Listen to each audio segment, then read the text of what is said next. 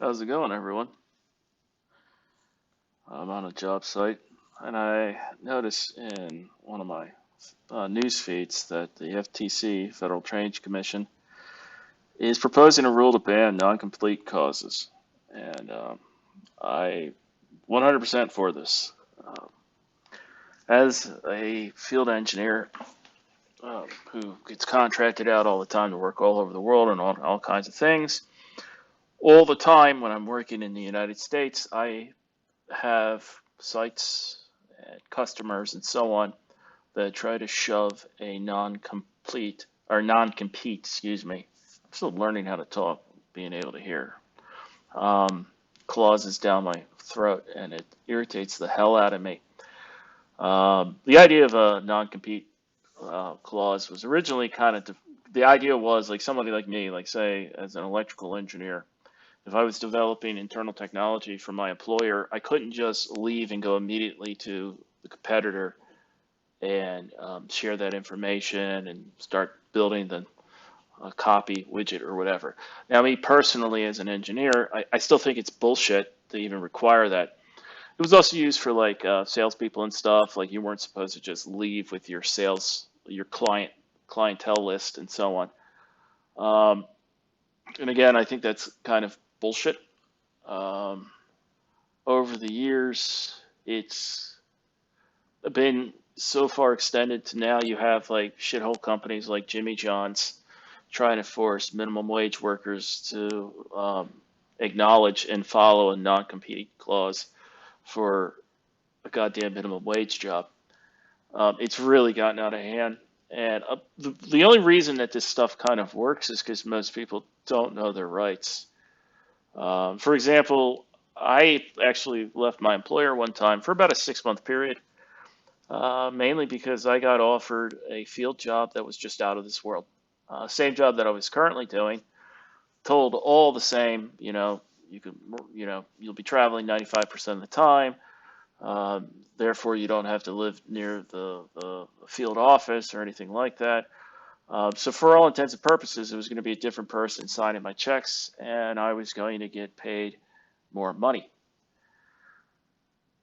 And all I had to do was go into Atlanta for like 6 weeks of internal training, get requalified, work on medium voltage and stuff, and do all the HR stuff. It got to like, so I wasn't even going to move or nothing. I just got a long-term stay hotel, and I was driving in every day and being reminded on a daily basis how much I hate Atlanta traffic. And right off the bat, I started noticing that there's no emphasis on getting me, certified to work for them in medium voltage. And I pretty much approached my boss right away after about 5 weeks. I'm like, hey, what's going on here? Like, you guys have me answering like tech questions and stuff on the phone. I really need to get back to my family back in Appalachia. Uh, Once my 6 weeks are up, I'm going back. And the guy's like, oh, yeah, somebody should have talked to you about this. Our policy is that, for the first couple of years of the company, you've got to live in the area, so you're going to need to move your family.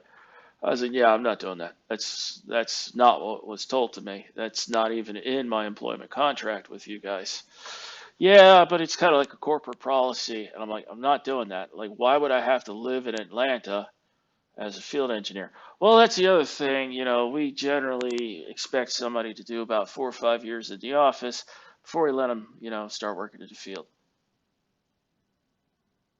I was like, you didn't hire me. Like, you didn't hire me because I was a greenhorn. Um, yeah, this isn't gonna work. You know what? This is my 2 weeks. I was being truthful, being honest with him. Like, this isn't gonna work. This is my 2 weeks. And the guy kind of flipped out at me a little bit because he's like, you can't just quit like that without no notice. I was like, this is my 2 weeks notice. You are notified. Within 2 weeks, I'm gone. Like, you can't force me to work here, brother. Um, and he got a little bit frustrated, but I was like, hey man, Georgia, right to work state. You cannot force me to continue. All I have to do is give you 2 weeks, and I'm giving you 2 weeks. So he said, well, hold on, let me talk to management. Maybe we could work something out. Well, No, what ended up happening was they sent somebody down from HR, somebody from the legal department, and somebody from building security. Um, Basically, HR and legal department tried to get me to sign a non-compete document, to which I told them they could shove it up their ass. I wasn't about to do that. This non-compete document, I did glance it over. It was hilarious. It was inept. It's kind of like how you can get a cease and desist letter from somebody. Uh, Anybody can write a cease and desist letter. 99% of the time, they're bullshit. They're not worth the paper that they're printed on. And the same is true with like some of these non-compete clause or non-compete things. Based on their thing, they were expecting that I was not to work on automation. I wasn't to work on variable frequency drives. I wasn't allowed to work on programmable logical controllers. Effectively, I wasn't allowed to be an electrical engineer, and that this was not only statewide in Georgia, this was going to include North America, South America, Africa, Asia, da da da da. And again, I wasn't going to sign it, and even if they forced me to sign it, that thing is totally, totally unenforceable. It would violate half a dozen laws.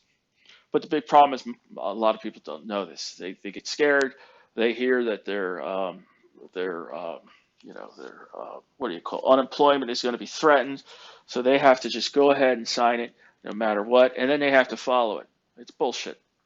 It's utterly bullshit. And again, this is getting thrown around so much now. Like I even had a site one time in Houston out of the blue. They're like, hey, I was about to start doing work. Like, oh, just so you know, we got to get you to re-sign the T's and C's.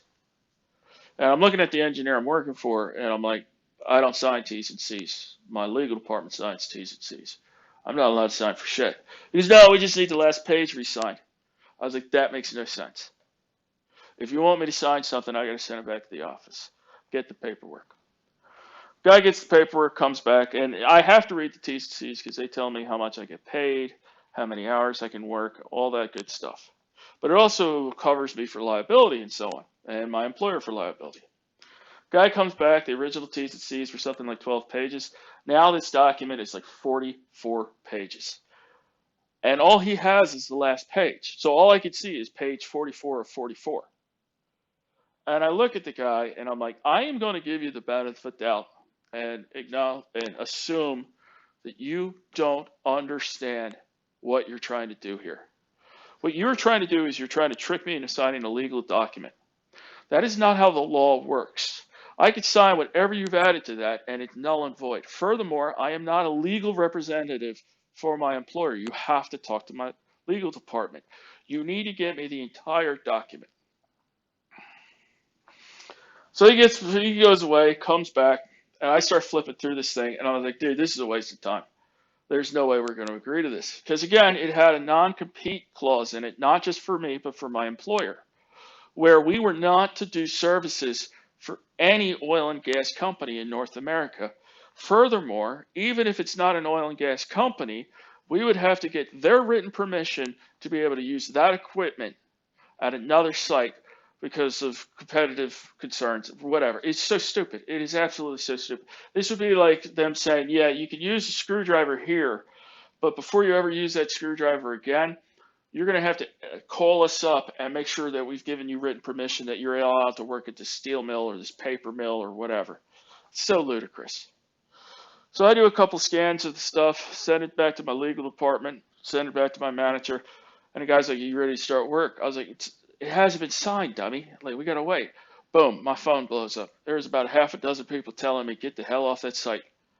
I packed myself up and left. And unfortunately, the guy got pretty pissed. This site was horribly delayed. The whole commissioning was very, very delayed. Everything was delayed. And what I suspect was pretty much like the civil engineers, the mechanical engineers, the electricians, and so on and so on and so on. They kept trying to float this new stupid idea from their legal department to get people to sign this paperwork, and people just kept walking off the sites and stuff. So anything that gets rid of this crap, I'm all for. And it's just a really scummy practice. It's a way to artificially lower wages. It doesn't just affect people like me in engineering and in heavy industry and the tech industry. This affects everybody. it results in a lot of lost wages, and it also allows really shitty companies to keep operating by effectively keeping their employees hostage, where it kills competition between companies and stuff. Because companies should have to compete for labor. They should have to compete for competency in their employees and stuff. If I'm getting screwed over by company A, I should be able to easily move to company B. I should not face like a lifelong ban from an industry just because my current employer is being shitheads, you know. So I think this is good news. I hope it goes through. I'm sure you'll probably hear some asshole trying to whinge and whine about how this isn't a good thing. But to me, this should cross all political lines. This shouldn't be a liberal or conservative thing, left or right thing. This should be a universally good thing because I think it's good for employees, it's good for consumers, and so on. Because again, I firmly believe that this really helps competition and stuff. So we'll see if they go through with this. I really hope they do. All right, ciao.